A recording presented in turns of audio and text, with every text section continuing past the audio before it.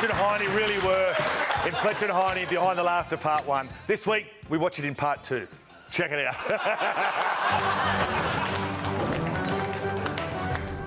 Last week on Fletch and Hindy Behind the Laughter. They've been called the modern-day version of Abbott and Costello. Two larger-than-life characters who've redefined the genre of rugby league comedy. Honestly, it came down to ability and comedic timing. What's the difference between a redhead and a brick? At least a brick gets laid. Hello, everybody. Would anyone like to hear from Little Maddie? Can you please take your giant hand out of my... Not many people know this, but our first project together was actually a sitcom. Written by us and totally original.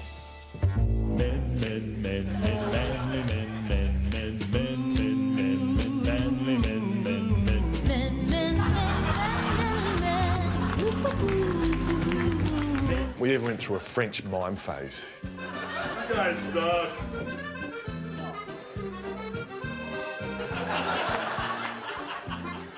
But with no immediate future and bills to pay, Brian and Nathan became desperate. Ladies and gentlemen, please welcome Nathan Hindmarsh.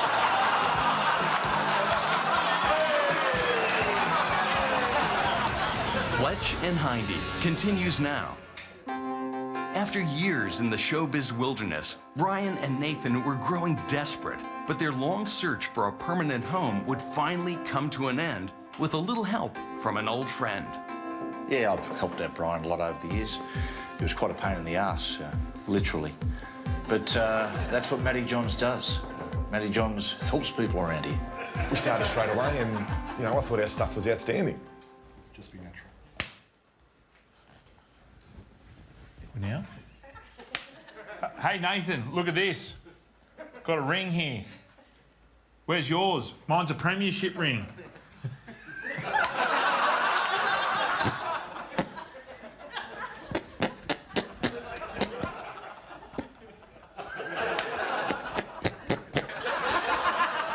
When they came to me, they were nothing more than a steaming pile of shit. I took that in my hands and I turned it from an ashtray into a glorious golden eagle. Now, I don't deserve all the credit. I do. The entertainment gods had finally smiled on Rugby League's third best comedy pairing. With a new home and above average reviews, Fletch and Hindy had finally made it, or so they thought. They say two's company, three's a crowd. But for this duo, becoming a trio would make them a household name. Coming up next, the chance meeting that turned Fletch and Hindy into a comedic menage a trois.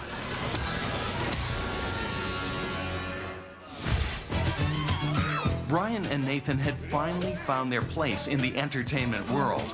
But despite the segment chugging along nicely, there was a sense something was missing. I always wanted a third person for the group, but finding someone was going to be very tough. Well, yeah, every great group has three. Larry and Mo had Curly. Cameron and Cooper had Billy. And, of course, Tom and George Burgess had the other guy, the guy with the gold Rolex and the giant... Dick. Dickie, we rolling? Sweet. Yeah, I suppose they'll just get a little old in the tooth. Just relying on the same old gags, same old characters, same old stuff, people tiring of it. Not like Reggie Boy back in the day, people couldn't get enough. But I found the guy for him. A guy who's nothing short of a comedy genius.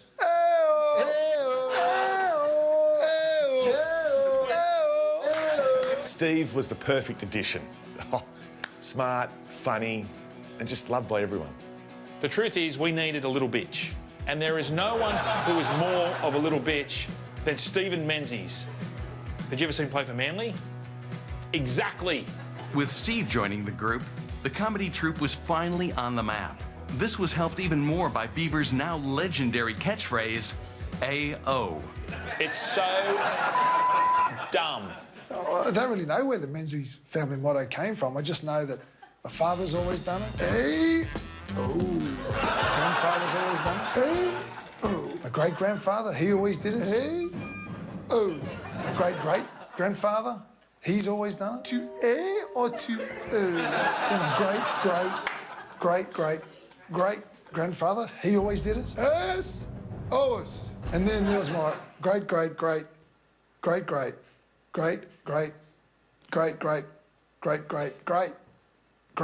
grandfather. He always did it.